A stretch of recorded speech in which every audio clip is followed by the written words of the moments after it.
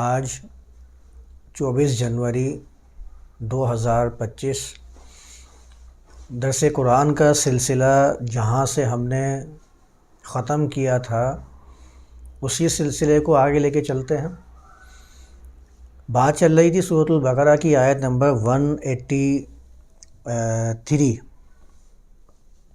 183 پر ہم بات کر رہے تھے، اور 183 پر بات کرتے کرتے جو رمضان کے اندر ہم لوگوں کا مشاہدہ کر رہے ہوتے ہیں کہ وہ کس طریقے سے اپنے اس عمل کو انجام دینے کی تگ و دو میں لگے ہوتے ہیں جسے وہ روزے کے نام سے موسوم کرتے ہیں، اس کے اندر ان کو جو پریکٹس کروانے کی طرف رغبت دلائی جاتی ہے، تتقون متقی بنانے کی جو تنبیہات کی جا رہی ہوتی ہیں، فضائل بیان کیے جا رہے ہوتے ہیں، ترغیبات کی جا رہی ہوتی ہیں، روایات کا مجموعہ ان کے سامنے رکھ کر ان کو یہ بتایا جا رہا ہوتا ہے کہ یہ مہینہ ہے اور تمہیں اس مہینے میں جنت کا حقدار بن کر ہی رہنا ہے، اور اگر تم جنت کے حقدار نہیں بن سکے اس مہینے کے اندر تو ان کو اس کے اوپر بھی ایک روایت سنا کر ان کے اس عمل کو مذموم گردانا جا رہا ہوتا ہے، کہ جس روایت کو ترمذی کے اندر بیان کیا گیا کہ اللہ کے رسول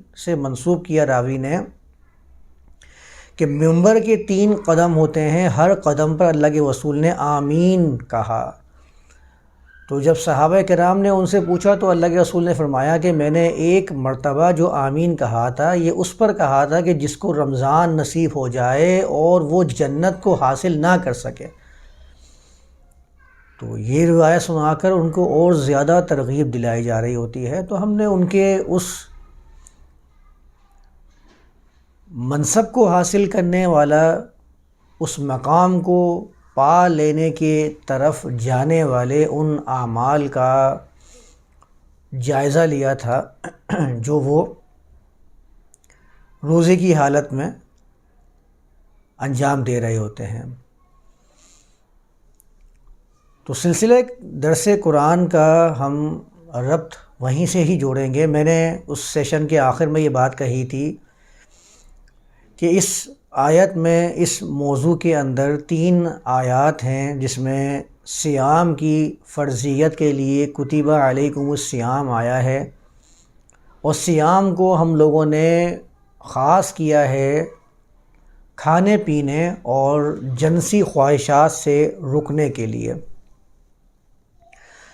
اور کھانے اور پینے سے رک جانے کو وہ تقوی کا ایک پیرامیٹر قرار دیتے ہیں کہ اگر آپ نے پورے مہینے فاقہ کر لیا صبح سے لے کر شام تک تو آپ کو وہ تقوی حاصل ہو جائے گا کہ جس کے بارے میں سورۃ البقرہ کی آیت نمبر 178 سے آپ کے سامنے پڑھ کر بیان کر رہا ہوں۔ جو پیرامیٹرز قرآن نے تقوی کے دیے ہیں وہ تو بالائے طاق رکھ دیا جاتا ہے، صرف روزے کو ایک پیرامیٹر سمجھا جاتا ہے تقوی کو حاصل کر لینے کا۔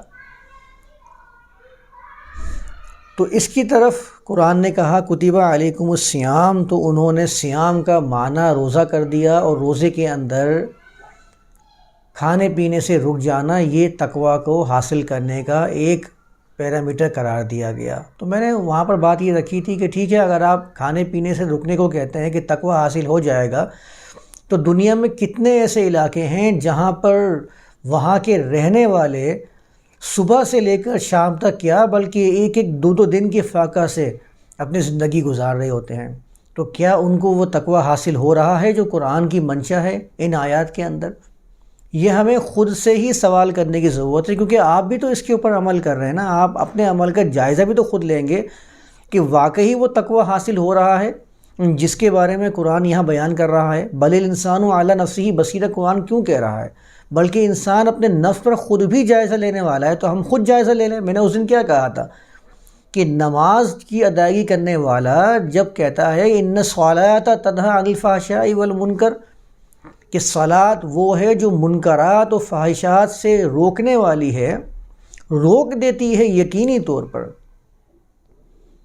تو ہم خود بھی جائزہ لیں کہ میرے نماز ادا کرنے سے پہلے کی حالت میں اور نماز کی ادائیگی کے بعد کی حالت میں کیا فرق ہے یہ چیک تو کریں. لیکن اس طرف آتے ہی نہیں ہیں، عملی میدان کے اندر تو یہ رکھتے ہی نہیں ہیں کہ ہاں کوئی فرق آیا ہے یا نہیں آیا.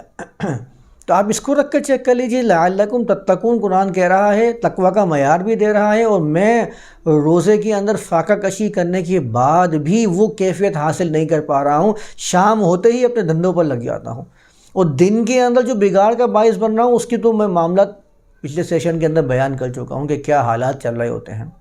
جھگڑے، لڑائی، غصہ ناک پہ رکھا ہوتا ہے. اگر کسی نے کیا تو بس میں اس کے سامنے کہہ دوں گا کہ آج روزے میں ہوں، ورنہ تو میں تمہیں بتاتا بھائی اگر روزے میں نہیں ہوتا تو.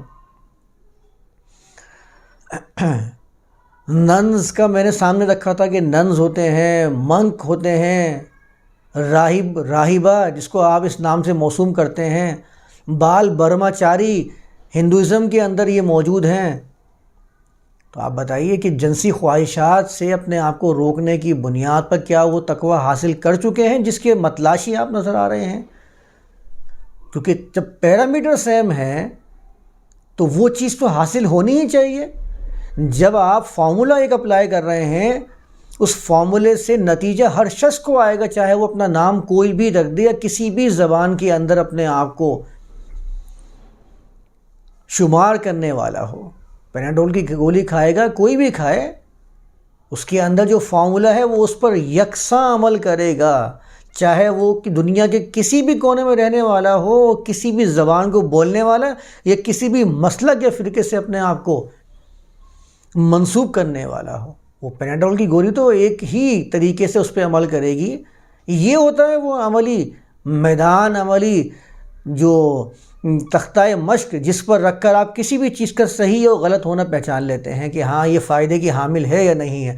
مذہب کے اندر کیا ہوتا ہے کہ وہ عملی میدان ہی میسر نہیں ہوتا ہے. ہر بندہ اپنی ہی فراق کے اندر ہے کہ پتہ نہیں مجھے حاصل ہوگا یا نہیں ہوگا، یا ہو چکا ہے اپنے گمان کے اندر، لیکن دوسرے کو وہ حاصل نہیں ہو رہا ہوتا اس طریقے پر جو وہ کر رہا ہوتا ہے. آپ یہ جائزہ ضرور لیجئے گا. جس طریق پر وہ کسی چیز کو حاصل کر رہا ہوتا ہے وہی طریق جب دوسرا بندہ اپنائے گا اس کو وہ چیز حاصل نہیں ہوگی، تو وہاں پر اس کو بتا دیا جاتا ہے کہ آپ کا جو تقرب ہے، جو خلوص ہے، وہ اس درجے کا نہیں ہے. بھائی پیرامیٹر تو سیم تھے نا، چیز تو وہ حاصل ہو جانی چاہیے جو آپ نے اس کو دکھائی تھی، اس کے تصورات میں اجاگر کی تھی. تو فاقہ یا کھانے پینے سے رک جانا ہی اگر تقوی کا معیار تھا تو ان کو بھی حاصل ہو جانا چاہیے تھا. تو بات پچھلے سیشن میں یہاں تک پہنچ گئی تھی، اور میں نے کہا تھا کہ دیکھیں ان آیات کے اندر رمضان کا لفظ آیا ہے، اور ظاہر سی بات ہے ہمارے ہاں اس سے ایک پورا کا پورا ہجری اور عیسوی کیلنڈر بھی موجود ہے، جس کی بنیاد پر یہاں پر جھگڑے کھڑے ہو جاتے ہیں کہ اگر ایک دن کا روزہ بھی اگر ڈسٹرب محسوس ہوتا ہے کہ بھائی چاند دیکھنے والے نے غلطی کر دی ہے، تو دوڑیں لگ جاتی ہیں لوگوں کی. لوگ جو ہیں وہ مختلف اشکال کا شکار ہو جاتے ہیں کہ پتہ نہیں میرا ایک روزہ رہ گیا تو میرے ساتھ کیا معاملہ ہوگا، ایسا نہ ہو کہ میرے 30 کے 30 29 کے 29 روزے وہ ضائع نہ ہو جائیں. تو بعض دفعہ میں نے مساجد کے اندر باقاعدہ طور پر یہ اعلان کرتے ہوئے سنا ہے کہ بھائی ایک روزہ ہم ان کا نہیں مانتے، انہوں نے عید کو جلدی کروایا ہے تو آپ کیا کریں کہ ایک روزہ مکمل کریں. چند لوگ عید منا رہے ہوتے ہیں اور دوسرے لوگ جو ہے نا وہ روزہ رکھ کر اپنے آپ کو بھوک اور پیاس کی مشکلات سے نبرد آزما کر رہے ہوتے ہیں. تو اتنا مشکل مرحلہ ہجری کیلنڈر بنایا ہوا ہے، اس کے اندر رمضان کا مہینہ کس بنیاد پر آئے گا؟ چاند کی بنیاد پر اس کو پورے سال کے اندر چکر لگواتے رہتے ہیں. 34 سال کا چکر ہوتا ہے کہ 34 سال کے بعد دوبارہ سے اب رمضان اگر گرمی میں آ رہا تو 34 سال کے بعد گرمی کے اندر آئے گا. سردی میں آ رہا ہے تو 34 سال کے بعد سردی کے اندر آئے گا، کیونکہ جو لیونر کیلنڈر بتایا جاتا ہے اس میں کیا ہے کہ چاند کے مطابق چاند کا جو سال ہے وہ 355 یا 354 دن کا ہے، 355 یا 354 ڈیز کا. اچھا سورج کی جو ایام ہیں، سورج کی جو گردش ہے وہ یکساں رہتی ہے 365 دن کی، اس میں کوئی رد و بدل نہیں ہوتا. اس میں جو گرمیاں ہیں وہ گرمیوں میں آئیں گی، اور سردیاں ہیں وہ سردیوں میں آئیں گی. اس کے جو کیلنڈرز ہوتے ہیں وہ یکساں رہتے ہیں.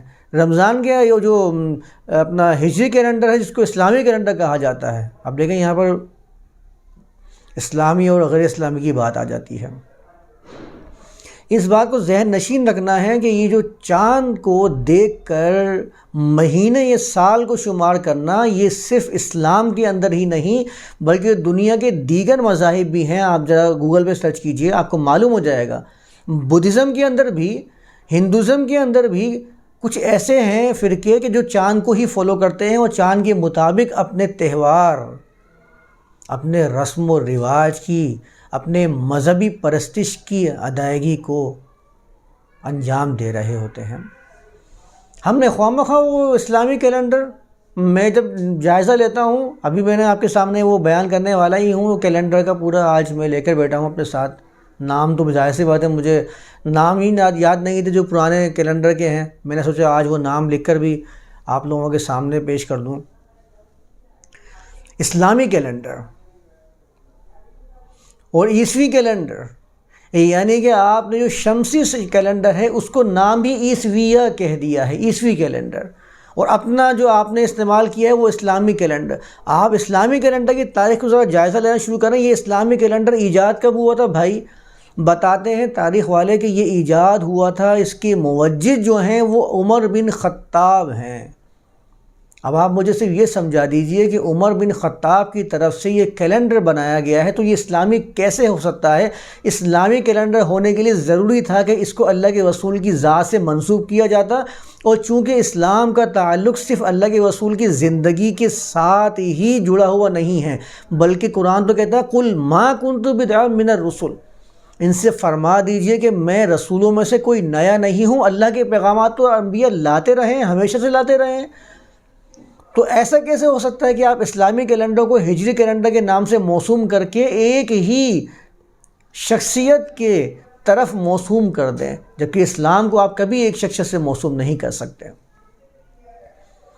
اگر یہی منشا تھی اللہ کی کہ اللہ آپ کو چاند کے حساب سے مذہبی رسومات ادا کروانا چاہتا تھا تو یہ تو پھر ہمیشہ سے ہی ہونا چاہیے تھا۔ یہ ہجری کیلنڈر کے نام سے جو آپ نے رائج کیا ہوا ہے اس کو ہجری کیلنڈر کہہ دیا ہے، عمر بن خطاب نے اس کو ایجاد کیا ہے کہ بھئی اب ہجری کیلنڈر کے نام سے اس کو شمار کیا جائے گا، اور پھر پورے مہینوں کا جو چارٹ موجود ہے وہ سب سے پہلا مہینہ محرم کا رکھا جائے گا۔ بھائی کوئی اسلامی ہے یہ معاملہ؟ آپ خود سوچئے، اس کو آپ اسلامی کیلنڈر کیسے کہہ سکتے ہیں؟ آپ محرم کو اسلامی مہینے کا پہلا ماہ شمار کیسے کر سکتے ہیں، جبکہ آپ جانتے ہیں کہ اسلام کی بنیاد آپ کی، چلیں میں تو اپنی بات کر رہا ہوں قرآن کی، آپ کے مطابق تو کم سے کم قرآن و حدیث ہی ہے نا، تو آپ کا کام تو یہ ہونا چاہیے تھا کہ اگر آپ اسلامی کیلنڈر اس کو قرار دے رہے ہیں تو یا تو قرآن کے اندر وہ چیز ہوتی ہے یا حدیث کے اندر موجود ہوتا کہ اللہ کے رسول نے اس کیلنڈر کا اجرا فرمایا۔ ایسا تو میں نے تو کسی روایت کے اندر نہیں پڑھا کہ اللہ کے رسول نے کسی کیلنڈر کا اجرا فرمایا ہو کہ بھائی یہ کیلنڈر چلے گا، اب اس کو ہجری کیلنڈر کے نام سے موسوم کیا جائے گا۔ اگر ایسا نہیں ہے اور قطعاً نہیں ہے تو پھر یہ اسلامی کیلنڈر تو کہلایا نہیں جا سکتا اس کو۔ اور پھر آپ نے کس بنیاد پر دوسرے کیلنڈر کو جو شمسی ہے اس کو آپ نے عیسوی کیلنڈر کے نام سے موسوم کیا ہے؟ وہ پورا کیلنڈر ہی عیسوی چل رہا ہے، شمسی کیلنڈر کے نام سے وہ عیسوی کیلنڈر نام دے دیا اس کو اور خاص کرتے جا رہے ہیں۔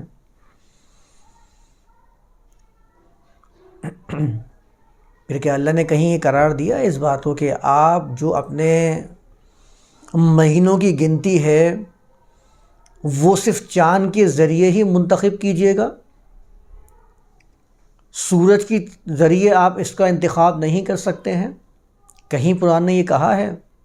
کہیں بھی نہیں کہا۔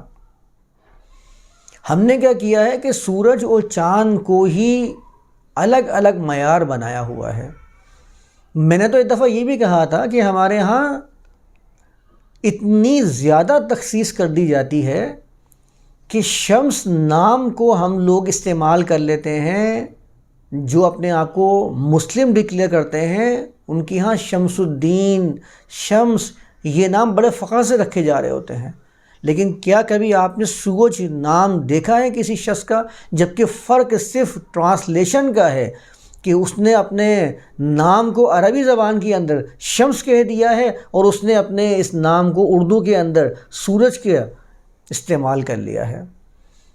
سورج نام جیسے ہی آئے گا آپ کے ذہن میں سنسکرت، ہندوازم یا غیر مسلم ہی آنا شروع ہو جائے گا، اور جب آپ اس کو دوسری زبان میں شمس کہہ دیں گے تو آپ بالکل جائز سمجھیں گے، بلکہ بولیں گے بڑا اچھا نام ہے، شمس تو اور چمکتا ہوا آب و تاب والا شخص ہے جب بھی اس کو شمس کہا جا رہا ہے۔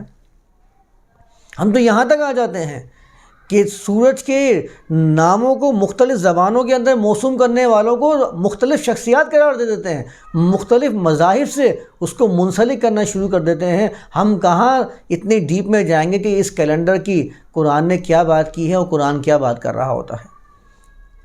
ہم تو یہاں تک آ گئے ہیں، تو پھر ہم نے تو اس سے پہلے والے جو قدم تھے اس میں یہ کیا تھا کہ چاند کو اللہ سے منسوب کر دیا تھا، اور سورج کو جو ہے وہ شیاطین اور دوسرے مذاہب سے منسوب کرنا شروع کر دیا تھا۔ آج بھی ہمارے یہاں یہ تقسیم ہے، چاند دیکھ کے میں روزہ رکھوں گا۔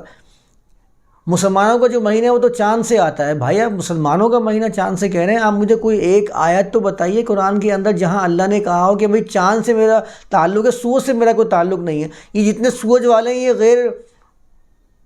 غیر اللہ والے ہیں، یہ اللہ والے نہیں ہیں۔ اللہ والے وہ ہوں گے جو چاند والے ہوں گے۔ خواہ مخواہ کی تقسیم ہے۔ میں آپ کو قرآن کی وہ آیات بتاتا ہوں، ابھی آپ کے سامنے رکھتا ہوں، جس سے واضح ہو جائے گا کہ اللہ کا پیغام یہ ہے کہ نہ تو اللہ نے چاند میں کوئی تفریق کی ہے، نہ ہی سورج میں تفریق کی ہے، دونوں کا خالق وہی ہے۔ لوگوں نے اپنی آسانی کی بنیاد پر جس کو اپنانا چاہا اس کو اپنا لیا۔ ان کو معلوم تھا کہ چاند کے ذریعے سے ہم لوگ آسانی سے مہینوں کی گنتی کر سکتے ہیں، انہوں نے اس کو اپنا کے اپنے خود خوش فہمی کے اندر اس کو اللہ سے منسوب کر کے مذہب کی بنیاد ڈال دی، اور اس کو اسلامی کیلنڈر اور اس کو قمری کیلنڈر کے نام سے موسوم کرنا شروع کر دیا۔ چاند ہو یا سورج ہو، خالق تو ایک ہی ہے۔ اس نے تو واضح طور پر جس صورت کو آپ بار بار پڑھ کے اس سے فوائد و ثمرات کے متلاشی نظر آتے ہیں، سورۃ الرحمن، اس میں کیا لکھا ہوا ہے؟ وَالشَّمْسُ وَالْقَمَرُ بِحُسْبَانٍ۔ کبھی ترجمہ تو پڑھے نا اس کا، حسبان کا مطلب کیا ہے؟ گنتی کے لیے، شمار کے لیے، حساب کتاب کے لیے یہ شمس اور قمر دونوں کو اللہ نے قرار دیا ہے۔ کہیں پر تفریق نہیں کی ہے کہ شمس سے حسبان نہیں ہوگا اور قمر سے حسبان ہوگا۔ لوگوں نے اپنی آسانی کو خدا کی طرف منسوب کر دیا۔ اسی نے تو بنایا ہے والشمس والقمر حسبانا فالق الاصباح وجعل اللیل والشمس والقمر حسبانا۔ وجعل کے الفاظ آئے ہیں، یعنی یہ منصب اللہ نے دیا ہے سورج کو بھی اور چاند کو بھی کہ اس کے اندر حسبان ہے، گنتی کا شمار، گنتی کرنے کا، شمار کرنے کا یہ منصب اللہ نے دیا ہے۔ اس کو آپ نہیں چھین سکتے، اس کی تفریق نہیں کر سکتے۔ اس کو کیسے کر سکتے ہیں کہ اس چاند کا تعلق اللہ سے ہے اور سورج کا تعلق اللہ سے نہیں ہے؟ ہمارے ہاں تو یہاں تک معاملہ چلا جاتا ہے کہ زوال کا وقت ہے، سورج میں زوال آ رہا ہے، اب آپ نماز کی ادائیگی نہیں کریں گے، کیونکہ لوگ ایسے بھی ہیں جو شیطان کو سجدہ کرتے ہیں، کیونکہ سورج کو کیا کیا ہے کہ شیطان کے دو سینگوں کے درمیان میں سجدہ کروا دیا۔ یہ الفاظ ہیں نا روایت کے کہ سورج جو ہے وہ دو اس کے شیطان کے کرن کے اندر پہنچ جاتا ہے۔ زوال کے وقت میں پتہ نہیں کون سا وقت بتایا جاتا ہے، یعنی سورج کو انہوں نے شیطان کی طرف منسوب کرنے کی کوشش کی ہے۔ اس لیے آپ دیکھیں نا نماز کے اوقات کے اندر وہ زوال کا وقت ہے یا مغرب کے سورج ڈوبنے کا وقت ہے، اس ٹائم پہ آپ کو کہتے ہیں کہ نماز کی ادائیگی نہ کریں۔ میں نے تو ایک دفعہ کہا تھا کہ وقت کی قید کیسے ہو سکتی ہے ایسی ذات کے لیے جو اوقات کی قیود سے باہر ہے، آپ اس کے لیے اوقات کی قید کیسے لگا سکتے ہیں؟ آپ کیسے کہہ سکتے ہیں کہ ہاں یہ وہ وقت ہے جس سے میں اللہ کے سامنے کھڑا ہوں گا؟ ایسا کیسے ہو سکتا ہے؟ وہ تو کہتا ہے وَهُوَ مَعَكُمْ أَيْنَمَا كُنْتُمْ، تم جہاں بھی ہو وہ تمہارے ساتھ ہے۔ وہ تو کہتا ہے کہ اگر بات کرنے والے دو ہیں، مَا يَكُونُ مِن نَجْوَى ثَلَاثَةٍ إِلَّا هُوَ رَابِعُهُمْ، اگر کوئی ثلاثہ ہیں تو ان میں چوتھا اللہ ہے، آپ کیسے اس کو اپنے آپ سے دور کر سکتے ہیں؟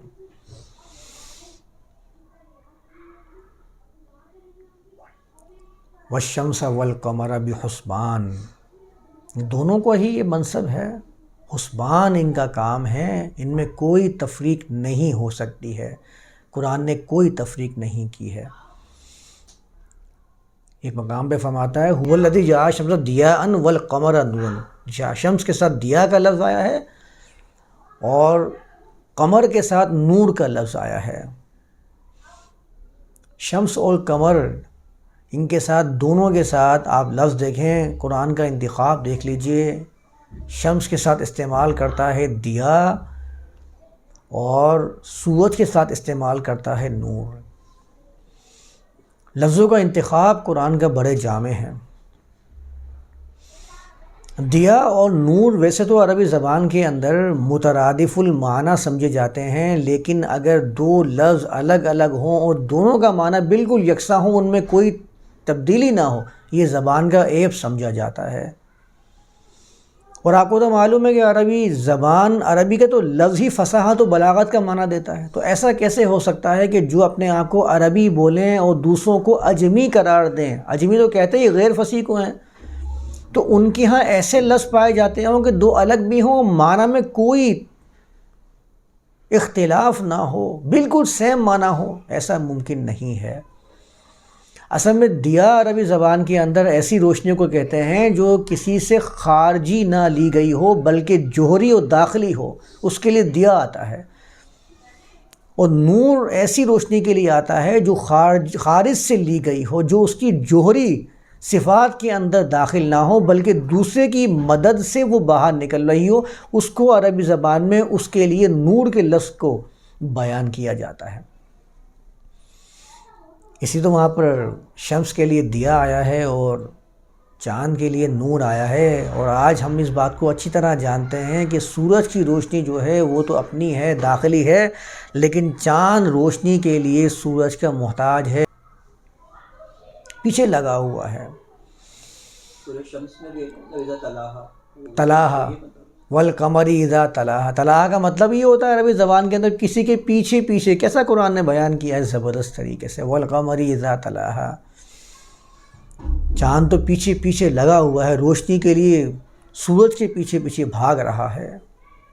کیسا جامع انداز میں اور کیسا انتخاب ہے الفاظ کا۔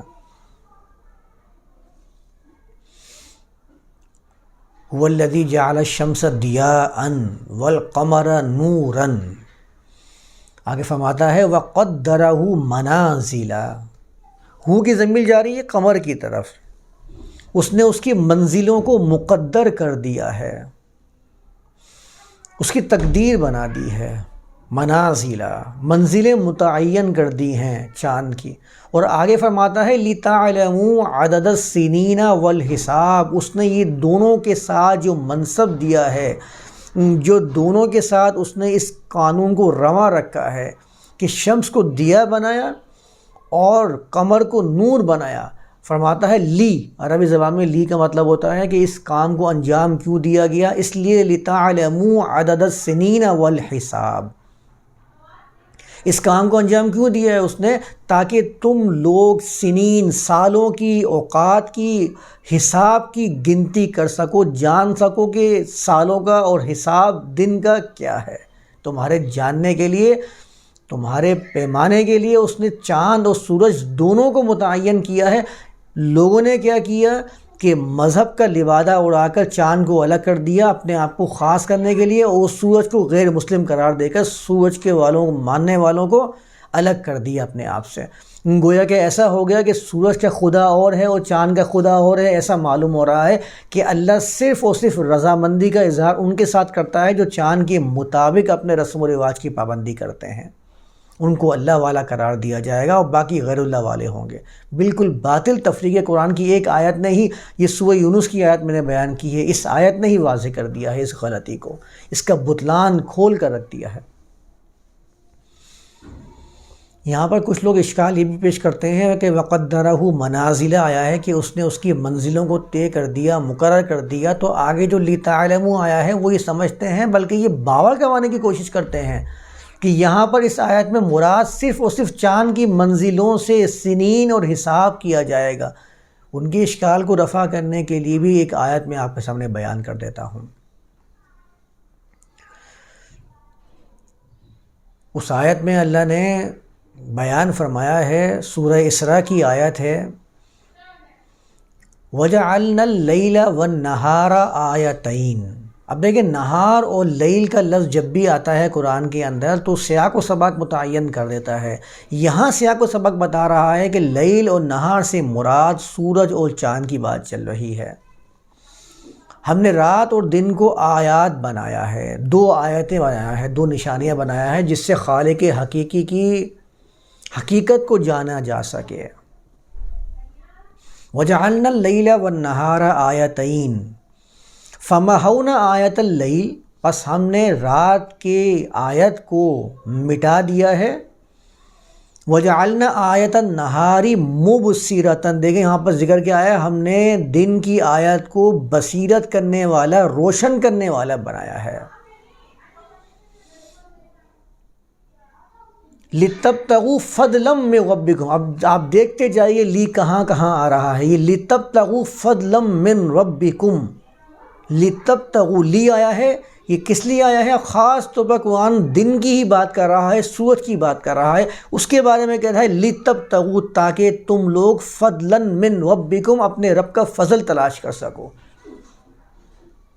وہ سب جانتے ہیں، معلوم قاعدہ ہے، یہ بات سب جانتے ہیں کہ اللہ کی رزق کو حاصل کرنے کا جو اوقات ہیں وہ دن کے اوقات ہیں، جس میں لوگ اپنے رزق کو تلاش کر رہے ہوتے ہیں۔ لِتَبْتَغُوا فَضْلًا مِّن رَبِّكُمْ، ابھی میں اس کو خاص کر کے بتا رہا ہوں ان لوگوں کے لیے جو اس آیت میں، سورہ یونس والی آیت کے اندر یہ اشکال پیدا کرتے ہیں۔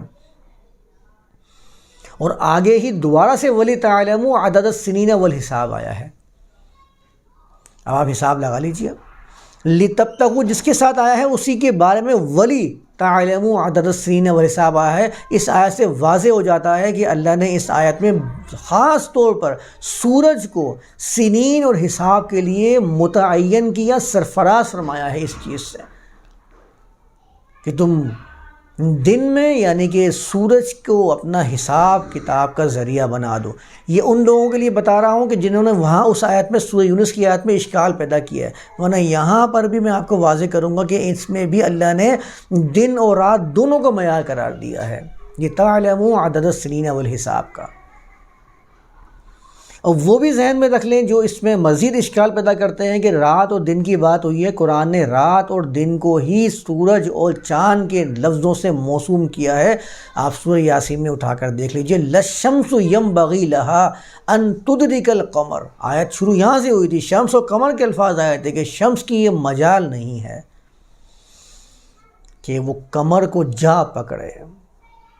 وَلَا اللَّيْلُ سَابِقُ النَّهَارِ، اگلے ہی حصے میں چاند کے مقابلے میں لیل آیا اور شمس کے مقابلے میں نہار آیا۔ وَلَا اللَّيْلُ سَابِقُ النَّهَارِ، اور نہ رات کی جرت ہے کہ وہ دن پر سبقت کرنے والا ہو جائے۔ اس سے بالکل واضح ہو جاتا ہے کہ شمس اور قمر، ان کے متبادل قرآن نے لیل و نہار استعمال کیے ہیں۔ ان آیات سے کتنا واضح ہے، صبح صادق کی طرح روشن ہے یہ چیز کہ قرآن نے سنین اور حساب کا جو معیار قرار دیا تھا وہ سورج اور چاند دونوں کو قرار دیا تھا۔ ہم لوگ اس تفریق میں پڑ گئے کہ سورج ہم اللہ کا نہیں ہے گویا کہ، اور چاند جو ہے وہ اللہ کا ہے کہ اللہ کی رضامندی چاند کے حساب سے ہی ہے۔ یہ بالکل باطل ہے۔ دونوں کا خالق ہی اللہ ہے اور دونوں کو ہی اس نے سنین اور حساب کے لیے متعین فرمایا ہے۔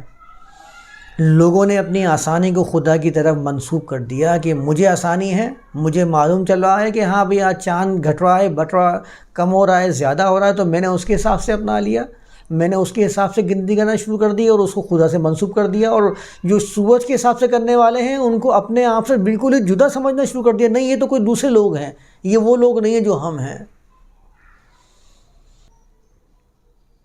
بہرحال بات تو پھر وہیں آتی ہے کہ دونوں ہی درست ہیں، دونوں کا خالق اللہ ہی ہے اور دونوں کے حساب سے سنین اور حساب کا معاملہ چل سکتا ہے۔ چاند کے حساب سے کرنے پہ یہ ہوا کہ انہوں نے چاند کی وجہ سے، وہ میں نے بتایا تھا نا کہ وہ ایک گردش چل رہی ہوتی ہے، کمی ہو رہی ہوتی ہے کہ 354 یا 355 دنوں کا سال بن جاتا ہے، اور پھر وہ گھوم پھر کے ہر مہینے میں 10 دن کم ہو رہے ہیں، تو کبھی رمضان سردی میں آ رہا ہے، کبھی گرمی میں آ رہا ہے۔ ابھی میں آپ کے سامنے رکھنے والا ہوں رمضان کے معنی بھی، تو آپ کو واضح ہو جائے گا کہ اس میں کتنی بڑی غلطی ہے۔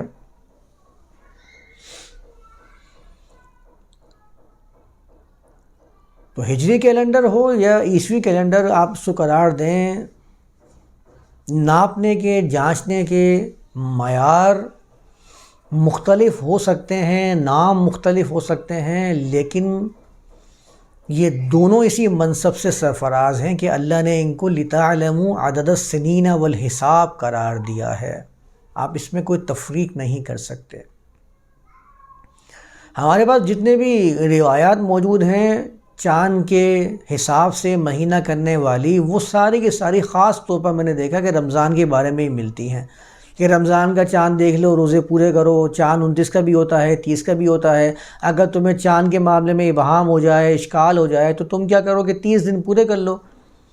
یہ آسانی کے لیے تو ہم سمجھ سکتے ہیں۔ پہلے تو میں بتا دوں کہ روایات کا ذخیرہ اس قابل ہے ہی نہیں کہ جس کے اوپر اعتماد کیا جا سکے۔ اس بات کو تو آپ پہلے ذہن نشین کر لیں۔ پھر جو روایات کی بنیاد پر انہوں نے پورے کیلنڈرز تیار کیے ہوئے نا، میں ان کے بارے میں بتا رہا ہوں کہ یہ زیادہ سے زیادہ اس کو آپ محمول کر سکتے ہیں اس بات کے اوپر کہ ہاں آسانی کی روح سے، آسانی کی وجہ سے لوگوں نے اس چیز کو اختیار کر لیا ہوگا، لیکن اس کو دین کا نام نہ دیں، اس کو دین سے منسوب نہ کریں۔ دین تو وہ ہے جو ہمیشہ سے اللہ کی طرف سے آتا رہا ہے، اس کا تعلق خاص طور پر عرب سے نہیں ہے۔ آپ اس کو عرب کا دین نہ بنانے کی کوشش کریں۔ ہم نے یہی کر لیا، عرب کے کلچر کو لوگوں میں نافذ کرنے کی جستجو میں لگے رہتے ہیں، گویا کہ یہ دین عربی دین ہے، یہ خدا عربی خدا ہے۔ نہیں بھائی، یہ عربی خدا نہیں ہے، یہ رب العالمین رب الناس ہے۔ یہ صرف چاند کا خدا نہیں ہے، یہ چاند اور سورج دونوں کا خدا ہے، اور ایسے پتہ نہیں کتنے جو چاند اور سورج جو ہماری نظروں سے اوجھل بھی ہیں، ان سب کا خدا وہی ہے، پوری یونیورس کا وہی خدا ہے۔ اس کو عرب کا خدا نہ بنانے کی کوشش کریں۔ نہیں، یہ کاپی رائٹ مت لیں کہ اللہ اگر کہا ہے تو وہ عرب سے ہی خوش ہوتا ہے۔ وہ روایات بھی گھڑی ہوئی ہیں نا ظالموں نے۔ اللہ کو سب سے محبوب زبان بھی عربی ہے، عربوں سے محبت کرو کیونکہ اللہ عربی سے محبت کرتا ہے، اللہ کی زبان بھی عربی ہے، اور جنت میں زبان بھی عربی ہوگی، سارے عربی بول رہے ہوں گے۔ وہ سوال بھی عربی کے اندر نا، من ربو کا، ما دینو کا، من نبیو کا۔ جن کو عربی زندگی میں کبھی نہیں آئی تھی، قرآن کی جن کو عربی نہیں آتی، پلے نہیں پڑتی ہوں گے، بولتے ہیں قرآن پڑھتے ہیں سمجھ نہیں آتا قرآن میں کیا لکھا ہوا ہے، ان کو بھی عربی جواب دینے پڑیں گے۔ بولتے ہیں مولوی صاحب سے پوچھتے ہیں، مولوی صاحب ہمیں تو عربی آتی نہیں ہے، جواب کیسے دیں گے؟ مولوی صاحب کہتے ہیں بیٹے جب تو جائے گا نا تو عربی خود بخود سیکھ جائے گا، تیری زبان سے نکل ہی عربی رہا ہوگا۔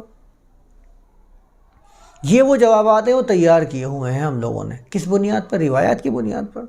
سب باطل روایات ہیں۔ تو پہلی بات تو آپ کے سامنے میں نے یہ رکھی ہے کہ سورج اور چاند دونوں کا خدا ایک ہی ہے۔ دونوں کو قرآن نے لِتَعْلَمُوا عَدَدَ السِّنِينَ وَالْحِسَاب کے منصب سے سرفراز فرمایا۔ دونوں کے بارے میں فرمایا وَالشَّمْسَ وَالْقَمَرَ بِحُسْبَانٍ وَفَالِقُ الْإِصْبَاحِ وَجَعَلَ اللَّيْلَ وَالشَّمْسَ حُسْبَانًا۔ اسی نے اس کو حساب کے لیے متعین فرمایا ہے۔ اب آ جائیے دوسری بات کی طرف۔ آپ لوگوں نے ہجری کیلنڈر جو ہمارے ہاں رائج ہے، جس کا میں نے حوالہ دیا کہ اس کے بارے میں خود تاریخ میں لکھا ہے کہ اللہ کے رسول کے زمانے میں ایسے کیلنڈر کی کوئی موجودگی ثابت نہیں ہوتی ہے۔ یہ تو کئی سالوں کے بعد اللہ کے رسول کے انتقال کے عمر بن خطاب نے اس کو جاری کیا، اجرا کروایا اس کا، تاکہ اس کے حساب سے کاموں کو اور سرکاری معاملات کو چلایا جا سکے۔ یعنی ایسا معلوم ہو رہا ہے کہ اس سے پہلے کیلنڈر دنیا کے اندر پائے ہی نہیں جاتے تھے۔ اور پھر اس کا معاملہ کھڑا ہوا کہ بھئی کہاں سے شروع کیا جائے، تو پھر وہ ہجرت کے سال سے اس کو شروع کیا جانے لگ گیا، اور پھر کہاں جانے لگ گیا کہ بھی محرم کو پہلا مہینہ قرار دیا جائے۔ لوگوں نے اس کو دانتوں سے ایسے پکڑ رکھا ہے جیسے کہ اللہ نے کہا ہو کہ بھئی تمہارا پہلا مہینہ محرم ہے۔ اتنی سختی کیوں؟ اتنی اس کے اوپر ترغیب کس وجہ سے ہے؟ جب اللہ نے اس کا حکم نہیں دیا، اللہ نے اس کا اجرا نہیں فرمایا، اللہ نے اس کا نام محرم نہیں قرار دیا بھائی، تو پھر آپ اتنی سختی کیوں کر رہے ہیں؟ اتنا دانتوں سے مضبوط سے کیوں پکڑ رکھا ہے اس چیز کو، جس کی بنیاد ہی آپ کہتے ہیں کہ کئی سال کے بعد اللہ کے رسول کے انتقال کے موقع پر جب دین کا دروازہ بند ہو گیا، قرآن نے کہہ دیا الیوم اکملت لکم دینکم واتممت علیکم نعمتی، آج یہ موقع آ گیا ہے کہ اب تمہارے اوپر دین مکمل کر دیا گیا ہے۔ جب دین مکمل ہو گیا ہے کہ جو اس کے بعد ایجاد ہوا وہ دین میں شامل کیسے ہو سکتا ہے؟ اور ایسی شخصیت سے اس کا صدور کہ جس کے بارے میں آپ یہ مانتے ہیں کہ ہاں ان کے اوپر نبوت نہیں تھی، تو آپ اس کے بارے میں اسلامی ہونے کا دعویٰ کیسے کر سکتے ہیں؟ آپ یہ کہہ سکتے ہیں کبھی کہ فوجداری نظام اسلامی ہے؟ آپ کبھی یہ نہیں کہتے کہ یہ اسلامی فوجداری ہے، جبکہ آپ یہ بات پیش کرتے ہیں تاریخ کی بنیاد پر کہ فوجداری نظام عمر بن خطاب نے جاری فرمایا تھا۔ آپ عمر بن خطاب کے زمانے میں ان کی طرف سے جاری کرنے والے ہر عمل کو کیا اسلامی قرار دیں گے؟ بتائیے، پھر اس عمل کو ہی اسلامی قرار دینے کی وجہ کیا ہے؟ کتنا شدید اختلاف طلاق کے بارے میں، جو مسلم کی روایت میں آیا ہے کہ عمر بن خطاب کی طرف سے یہ جاری کیا گیا کہ 3 طلاق ہی ہوں گے، کتنا شدید اختلاف پایا جاتا ہے۔ وہاں اختلاف موجود ہے، یہاں اختلاف کیوں نہیں؟ سوال کریں اپنے آپ سے اور یہ جاننے کی کوشش کریں کہ ایسا کیا ہوا ہے کہ یہ ہجری کیلنڈر کو دانتوں سے پکڑ لیا گیا ہے، مضبوطی سے اپنا لیا گیا ہے کہ اس کو نہ ماننے والے کو گویا کہ اسلام سے ہی خارج سمجھا جا رہا ہوتا ہے۔ تو آپ یہ دیکھ لیجئے کہ یہ کیلنڈر، ان کا اجرا، ان کا صدور جیسے ہوا، جن کی طرف سے ہوا، اس کو آپ اسلامی نہیں کہہ سکتے، دین اسلام کا حصہ قرار نہیں دے سکتے۔ اب آ جائیے دوسرے حصے کی طرف۔ دوسرا حصہ ہمارا ہے آج کے درس کے اندر، چونکہ رمضان کا لفظ بھی آیا ہے سورہ بقرہ کی آیت نمبر 185 کے اندر، تو ہمارے ذہن میں آتا ہے شہر رمضان کا مطلب ہوتا ہے رمضان کا مہینہ۔ اب اس کی نسبت سے پھر وہ رمضان کے ترجمہ کیے جا رہے ہوتے ہیں، جلسہ دینے والا جلسہ دیتا ہے، گناہوں کو ختم کر دیتا ہے، اس لیے اس کو رمضان کہا جاتا ہے۔ اب دیکھیں میرے پاس ظاہر ہے مجھے نام تو سارے میں نے کہا نا کلاس کے شروع میں یاد نہیں تھے، تو میں نے کیا کیا کہ میں نے یہ اس کا پورا ایک نکالا ہے کہ میں اس پہ بحث نہیں کروں گا کہ پہلے مہینے کس ناموں سے تھے کن ناموں سے نہیں تھے، میں صرف آپ کے سامنے وہ بات بیان کر دوں گا کہ ہاں تاریخ میں یہ بات موجود ہے، لوگ کہتے ہیں، صحیح ہے غلط ہے یہ میرا موضوع نہیں ہے ابھی، نہ میں اس سے بات کروں گا کہ ان کے معنی کیا ہیں، کیوں کیا جاتا تھا۔ وہ کہتے ہیں کہ تاریخ کے اندر بتایا جاتا ہے کہ ہجری کیلنڈر یعنی اسلام سے پہلے، جو کہتے ہیں میں اس کے حساب سے بتا رہا ہوں، اسلام سے پہلے مہینوں کے نام الگ تھے۔ وہ کہتے ہیں کہ محرم کو معتمر کہا جاتا تھا جس کا مطلب کانفرنس ہوتا ہے، سفر کو ناجر کہا جاتا تھا جس کا مطلب دن کا گرم ہونا یا گرمیوں کے مہینے میں سے ایک مہینہ ہوتا ہے۔ یہ تاریخ سے میں نے وہ نکالا ہے تاکہ آپ لوگوں کے سامنے دونوں باتیں رکھ دوں گا، بھئی یہ چیز ایسے ہے اور ہمارے یہاں جو رائج ہے اس کا کیا حقیقت ہے۔ ربیع الاول کو وہ کہتے ہیں کہ کہا جاتا تھا کہ یہ خوان اس کا نام تھا، یا خوان نام تھا جس کا مطلب ہوتا ہے دسترخوان، ہمارے اردو کے اندر بھی خوان استعمال ہوتا ہے۔ ربیع الثانی کو وبسان یعنی چمکنا اور زمین کا بہت نباتات والا ہونا اس نام سے موسوم کیا جاتا تھا، کب؟ ہجری کیلنڈر سے پہلے۔ جمادی الاولیٰ جس کو ہم جمادی الاول بھی کہتے ہیں عام طور پر، اس کو کہتے تھے حنین جس کا مطلب تمنا اور آرزو کرنے کے ہوتے ہیں۔ جمادی الثانی اس کو ہم کہتے ہیں جمادی الثانیہ یا ثانی، اس کو وہ کہتے ہیں کہ اس کو ربہ کے نام سے موسوم کیا جاتا تھا جس کا مطلب ہوتا ہے ٹیلا یا بلند جگہ۔ رجب کو اسم کہتے تھے، ٹھوس اور مضبوط۔ شعبان کو عازل یعنی دن کا سخت گرم ہونا کہا جاتا تھا۔ رمضان کو ناطق یعنی آگ نکالنے والا یا اپنے سوار کو تھکا دینے والا گھوڑا اس نام سے موسوم کیا جاتا تھا۔ شوال کو کہتے ہیں کہ وعل کے نام سے، موسوم کرتے تھے، یعنی پہاڑ کا دشوار گزار راستہ، یا جائے پناہ کہتے تھے۔ ذوالقعدہ کو ورنہ، جس کا مطلب آمنے سامنے ہوتا ہے، اور ذوالحجہ کو برک یعنی تالاب اور حوض یا اقامت کرنا، اس نام سے موسوم کیا جاتا تھا۔ یہ وہ نام ہیں جو میں نے تاریخ سے نکالے تھے، اور ظاہر ہے میرا موضوع یہ ہے ہی نہیں کہ میں ان کے ناموں کے بارے میں بحث کروں کہ صحیح کیا ہے غلط کیا ہے، ان میں سے معتمر صحیح ہے یا محرم صحیح ہے۔ میں تو اس بارے میں بات کروں گا جو رائج ہے، جو رائج ہے میں اس کے بارے میں بات کروں گا۔ پہلا مہینہ قرار دیتے ہیں محرم کا، جس کی کوئی دلیل نہیں ہے، تو آپ اس کو اسلامی منتھ کا فرسٹ منتھ قرار دیں، اس کے لیے کوئی دلیل ہونی چاہیے۔ میں نے کہا نا الیوم اکملت لکم نے راستہ بند کر دیا تھا، دروازہ بند کر دیا تھا، اب کسی کا بھی قول دین نہیں بن سکتا، بات ختم ہو گئی تھی۔ پھر دین کیسے بن گیا کہ محرم ہی پہلا مہینہ ہوگا؟ آپ اس کو معاشرتی معاملہ لے لیجئے، آپ یہ کہتے ہیں ہاں بھائی معاشرے کے اندر، عرب معاشرے میں یہ رائج ہو گیا تھا، ٹھیک ہے، آپ اس کو دین کا نام دیں گے تو پھر دین والے سوال اٹھائیں گے، وہ پوچھیں گے کہ پھر دین ہے تو دین کے ہونے کا اس کے بارے میں کیا معیار ہے۔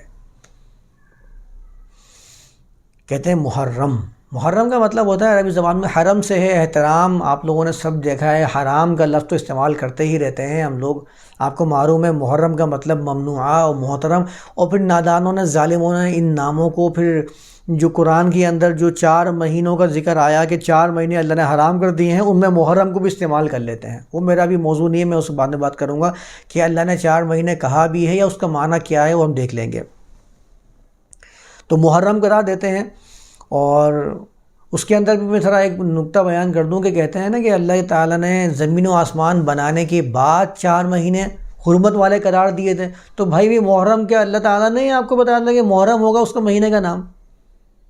اللہ نے بتایا تھا، کیونکہ زمین و آسمان کی پیدائش کے بعد کا ذکر ہے، 1400 سال پرانا ذکر تو نہیں ہے، تو کیسے آپ نے اس سے محرم کا مہینہ ہی شمار کرنا شروع کر دیا؟ بہرحال اس پہ تفصیل سے بات کریں گے۔ تو محرم کا بنیادی معنی ممنوع، محترم، اور دوسرے اعتبار سے اس کا معنی ہوتا ہے رزق کا عدم وجود، یعنی کہ یہ اس مہینے کے لیے استعمال کیا جا سکتا ہے کہ جس میں لوگوں کے پاس رزق کے وسائل کم ہو جائیں۔ میں ابھی جس طرف لے کے جانا جا رہا ہوں نا، آپ ذرا اس طرف اپنا دھیان لے کے جائیے۔ میں یہاں پر یہ بیان کرنا چاہ رہا ہوں کہ یہ جو مہینوں کے نام ہمارے ہاں قمری کیلنڈر کے نام سے بیان کیے جاتے ہیں کہ یہ قمری مہینے ہیں، اصل میں وہ قمری مہینوں کے نام سے ریلیٹ ہو ہی نہیں سکتے ہیں۔ جو نام یہاں پر موجود ہیں ہمارے ہاں قمری کیلنڈر کے اندر، وہ نام تو وہ ہیں جو شمسی کیلنڈر کے ہونے چاہیے تھے۔ اب آپ دیکھیے کیسے، سفر، محرم کے بعد دوسرا مہینہ سفر کا کہلایا جاتا ہے۔ سفر کا مہینہ، سفر کا مطلب ہوتا ہے عربی زبان میں صفر تو ہم استعمال کرتے ہی ہیں، اس کا مطلب ہوتا ہے کسی چیز کا خالی ہو جانا، زیرو پہ آ جانا۔ اچھا، سفر الانا والبیت جب کہتے ہیں عربی زبان میں تو اس کا مطلب ہوتا ہے گھر اور برتن خالی ہو گئے۔ یہ اس مہینے کے لیے استعمال کیا جا سکتا ہے کہ جس میں بارش نہ ہو رہی ہو، قحط سالی کا زمانہ ہو، لوگ اپنے گھروں سے رزق کی تلاش میں نکلنا شروع کر دیں، اس کو سفر کہا جاتا ہے۔ ربیع الاول، بھائی ربیع کسے کہتے ہیں؟ بہار کے مہینے کو۔ بہار کا مہینہ کون سا؟ اپریل کا مہینہ ہے نا، بہار کا اسپرنگ کا مہینہ، اپریل کا۔ آپ ربیع الاول اس مہینے کو کہہ کیسے سکتے ہیں جس میں بہار نہ ہو؟ یعنی میں دسمبر کے مہینے میں یا ایسے مہینے میں جیسے کہ نومبر کا یا گرمی کا مہینہ جو موسم سرما کہلاتا ہے، میں اس مہینے میں کہہ رہا ہوں آج ربیع الاول کی فلاں تاریخ ہے، کیسے؟ موسم سرما سردی ہے، موسم گرما گرمی۔ ہاں، جب موسم سرما سردی کا موسم ہے اور موسم گرما گرمی کا موسم کہہ رہا ہوں میں، اور بہار کے موسم کو میں بہار کا موسم کہہ رہا ہوں، زبان کے فرق کی وجہ سے میں کہہ رہا ہوں کہ ربیع الاول ہے، یعنی کہ میں جون جولائی اگست کے اندر کہہ رہا ہوں کہ آج ربیع الاول ہے، یعنی آج بہار کا ہے موسم۔ عربی زبان میں ربیع الاول کہہ رہا ہوں انگلش میں اس کو جون جولائی کہہ رہا ہوں اور اردو کے اندر میں اس کو موسم گرما شمار کر رہا ہوں. تو میں کتنا تناقض کا، اختلاف کا، بے چینی کا شکار ہوں کہ مجھے سمجھ میں نہیں آ رہا کہ مجھے کرنا کیا ہے. سردی کے موسم سرما چل رہا ہے اور میں کہہ رہا ہوں ربیع الاول کی آج 10 تاریخ ہے. ارے بھائی ربیع الاول کیسے ہو سکتا ہے؟ ربیع تو کہتی ہے عربی زبان میں بہار کے موسم کو ہے. عربی میں ربیع کہہ رہا ہوں، بہار کہہ رہا ہوں، انگلش میں اس کو ونٹر کہہ رہا ہوں، ونٹر سیزن کہہ رہا ہوں، سمر سیزن کہہ رہا ہوں. ربیع الاول بھی چل رہا ہے، اس کے اندر بہار بھی چل رہا ہے اور گرمی بھی چل رہی ہیں. کیسے ہو سکتا ہے؟ ممکن کیسے ہو سکتا ہے؟ زبان وہی میں نے کہا تھا نا کہ شمس ہے تو مومن ہے اور سورج ہے تو وہ ہندو ہے، کافر ہے. وہی ہم نے یہاں پر کر رکھا ہے. تو ربیع الاول، ربیع یعنی پہلی ربیع، پہلی بہار کو کہا جاتا ہے ربیع الاول، بہار کا پہلا سیزن. عربی زبان میں مربوعہ ایسی زمین کو کہتے ہیں کہ جس پر موسم بہار کی بارش پڑے. یہ لغت میں لکھا ہوا ہے عربی زبان کی.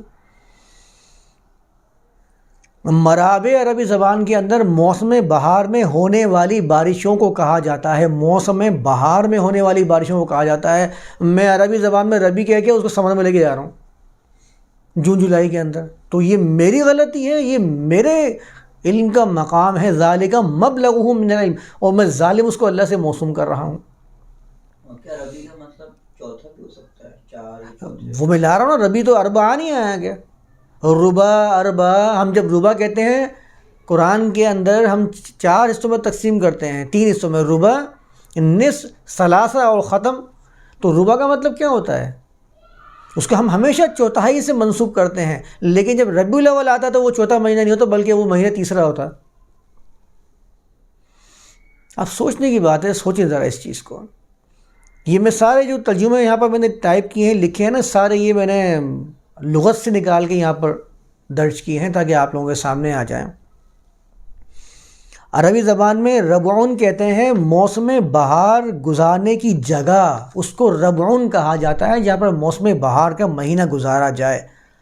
اور ایسے بچے کو، اونٹنی کے بچے کو جو اس مہینے میں پیدا ہو، میں نے کیا کہا، مرابی عربی زبان میں کہتے ہیں موسم بہار میں ہونے والی بارشوں کو، اور ایسے مہینے کو جس میں عرب اپنے مویشیوں کو چراتے ہیں اس کو ربیع کہتے ہیں. را با عین کا تو مفہوم میں جا کے اربعاتی ایام کے اندر بیان کروں گا کہ اربعہ کا مطلب کیا ہوتا ہے. ہر جگہ اربعہ کا مطلب 4 کیا ہوا ہے.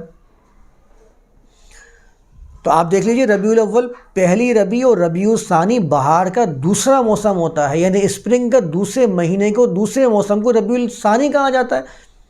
آپ اس سے سمجھ لیجئے کہ کتنا فرق آ رہا ہے. زمانوں کے فرق سے میں مہینوں کے اندر گنتی جو ہے وہ کہاں سے کہاں لے کے جا رہا ہوں. مہینوں کے نام میں نے کیا رکھے ہوئے ہیں؟ یہ تو آپ کے شمسی کیلنڈر کے نام ہے، نہ کہ قمری کیلنڈر کے نام ہے. اس کے بعد آتا ہے 5واں مہینہ جس کو جمادی الاولی یا جمادی الاول، کچھ بھی نام دے دیجئے. جماد، جمود تو اردو میں کسی چیز کا ٹھہر جانا اس کے لیے استعمال کیا جاتا ہے. جمد، جیم میم دال کا مطلب جامد ہو جانا، پانی کے جم جانے کو جیم میم اور دال کہا جاتا ہے. اور سنۃ جماد کہتے ہیں وہ سال کہ جس میں بارش نہ ہو. اب لگا لیجئے یہ کون سا سال ہوگا؟ یہ اس سال کو جمادی الاول کہا کرتے تھے، اور ہم نے اس کو قمری مہینے میں ہر مہینے کے اندر کبھی بھی سال میں جمادی الاول کہہ دیتے ہیں. ہمارے ہاں کوئی ترکیب ہی نہیں ہے، کوئی ترتیب ہی نہیں ہے. اردن جماد ایسی زمین کو کہتے ہیں جس پر بارش کا پانی نہ برسے. اور اس کے بعد 6واں منتھ آتا ہے جس کو کہتے ہیں جمادی الثانی یا جمادی الثانی، کچھ بھی نام دے دیجئے. یہ دوسرا وہ مہینہ ہے جس کے اندر پانی کی کمی ہو رہی ہو. اس کے بعد آتا ہے رجب. رجب کا مطلب ڈرنا اور تعظیم کرنا. یہ 2 معنی اس کی لغت کے اندر موجود ہیں. یہ پانی کے نہ ہونے کا وہ خوف ہوتا ہے جس کی وجہ سے کھجور کے درخت کے ارد گرد باڑ لگائی جاتی ہے. یعنی تیاری کی جا رہی ہوتی ہے کہ اب وہ مہینے آنے والے ہیں جس میں کھجور پکے گی، تو اس کو رجب کا مہینہ کہتے تھے. یہ تو یہ شمسی کیلنڈر کے حساب سے ہوگا یا قمری کیلنڈر کے حساب سے، اس کا کوئی اتا پتہ ہی نہیں ہوتا، وہ تو چینج ہوتا رہتا ہے. اس کو وہ رجب کیسے کہہ سکتے ہیں؟ آپ خود سوچیے. یہ رجب کو ایسا متعین مہینہ ہوگا جس میں ہر سال ایک ہی طریقے سے ایک ہی وقت میں آتا ہوگا، جب تو اس کو ربیع الاول، ربیع الثانی، جمادی الاول، جمادی الثانی اور رجب کہا جا سکتا ہے. ورنہ ایسے مہینے کو رجب کہاں کس طریقے سے کہا جا سکتا ہے کہ جو ان مہینوں میں آ رہا ہے جن میں کوئی مشکل ہی نہیں ہو رہی ہے، جن میں کھجور کے درختوں کی طرف دیکھنا بھی گوارا نہیں کرتا کوئی۔ اب آ جائیے اس کے بعد مہینہ ہے شعبان، شین عین اور با، شعب شعیب یہ سارے نام شین عین با سے ہی نکلے ہیں نا، اسی سے شعبان نکلا ہے۔ شعبان کا مطلب ہوتا ہے عربی زبان میں مشغول ہو جانا یا الگ الگ ہو جانا، جماعتوں میں بٹ جانا، کیونکہ شعب کا مطلب عربی زبان میں جماعت بھی ہوتا ہے۔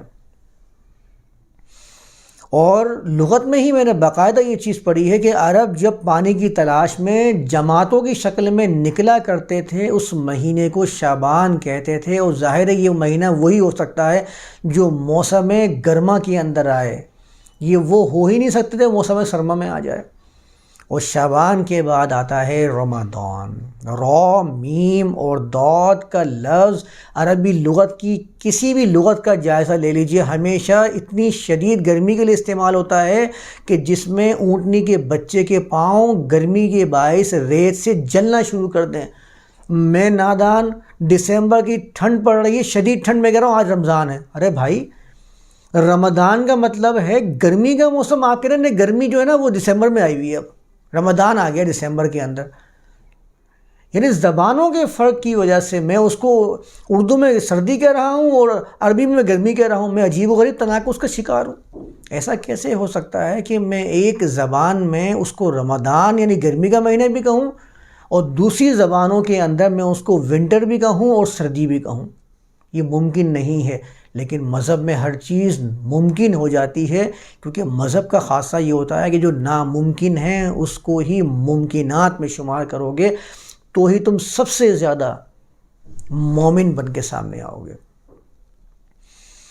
سورج کی تپش سے جب ریت شدید گرم ہو جائے، اونٹنی کے پاؤں جلنا شروع ہو جائیں، ایسے مہینے کو وہ رمضان کہتے تھے۔ تو ایسا کیسے ہو سکتا ہے کہ رمضان بھی ہو اور سردی میں بھی آ جائے؟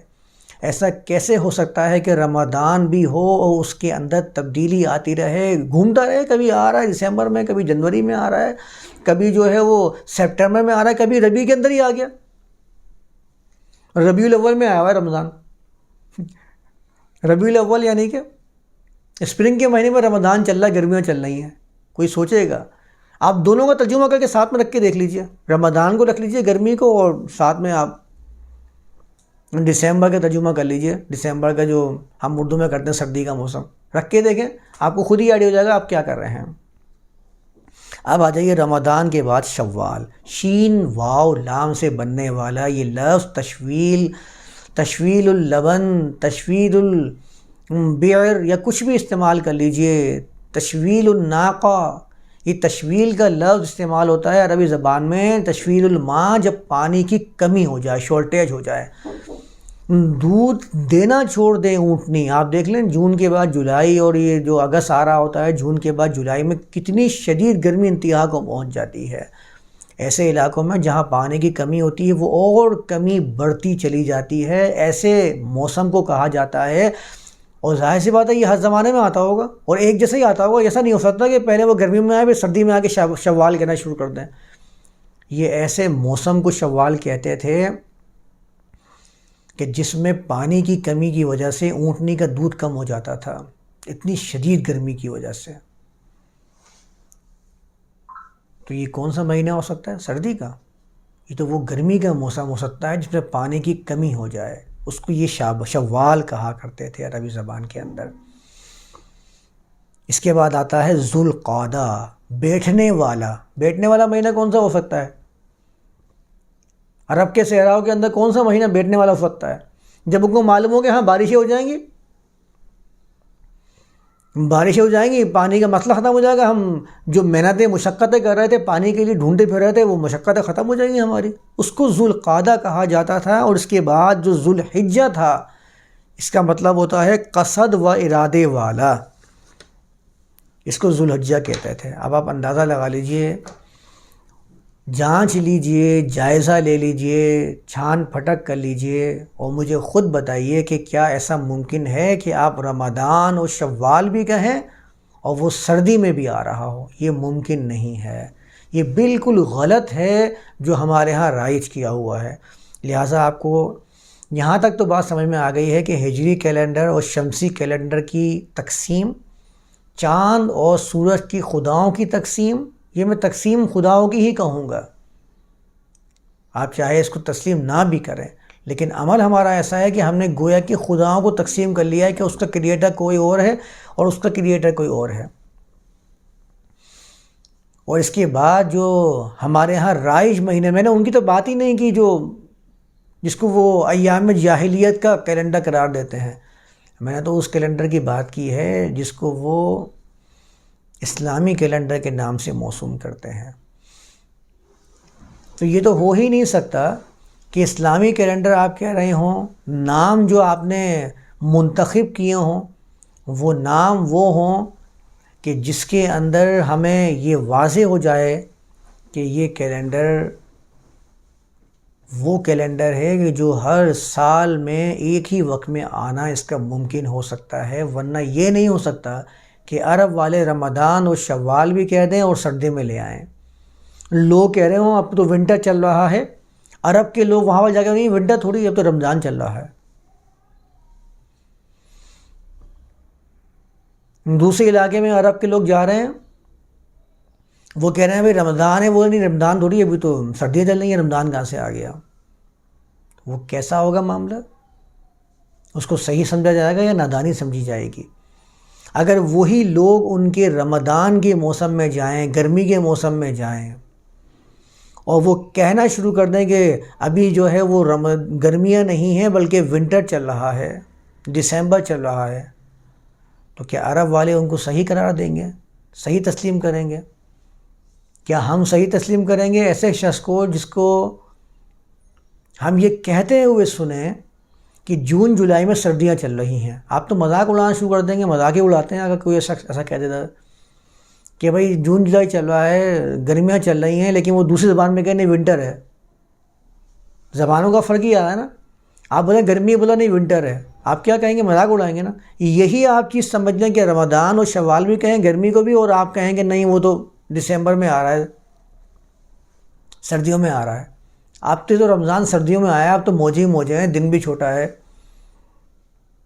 10 گھنٹے کا دن ہو رہا ہے، آرام سے صبح بھوک بھی نہیں لگتی ہے، بھوک سے ڈر لگتا ہے نا مجھے رمضان کے روزے کے بارے میں، پیاس بھی نہیں لگے گی، آرام سے روزہ گزر جائے گا، موجے ہی موجے ہیں۔ تو یہ بات اچھی طرح ذہن نشین رکھیں کہ یہ تقسیم غلط ہے، اور جن کی تقسیم پیش کی جاتی ہے ان کی تقسیم ہی سورج کے حساب سے تھی، ہم نے چاند کے حساب سے بنا لی خاص کرنے کے لیے۔ نہ قرآن نے اس کے بارے میں کوئی وضاحت کی ہے کہ تم فقط چاند کو ہی اپنا رہبر تسلیم کر لینا۔ لوگوں نے اپنی آسانی کی وجہ سے اس کو اپنا رہبر تسلیم کیا تھا، جانے کب کیا تھا، لوگوں نے اس کو مذہب بنا دیا ہے۔ بہرحال تو میں اس کو آج تو یہاں تک رکھتا ہوں کیونکہ وقت ہمارا ختم ہو چکا ہے۔ اب میں بڑھوں گا آیت نمبر 183 کے اس مفہوم کی طرف جو میں آپ کے سامنے رکھنا چاہ رہا ہوں، تو یہاں تک آج اس کو رکھتے ہیں۔